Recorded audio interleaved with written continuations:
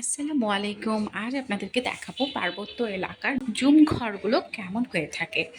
Zoom ঘরের একটা ছোট্ট ডামি ছিল এই মেলায়। সুন্দর করে দেখানো হয়েছিল কিভাবে তারা বাগান করে থাকে।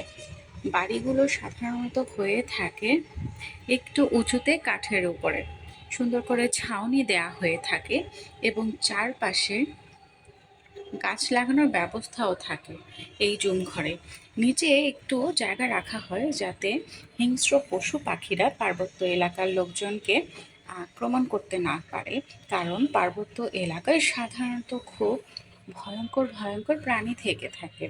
এবং এছাড়াও ওনারা গবাদি পশু পালন করে এই জুম ঘরের নিচের ছোট অংশগুলোতে।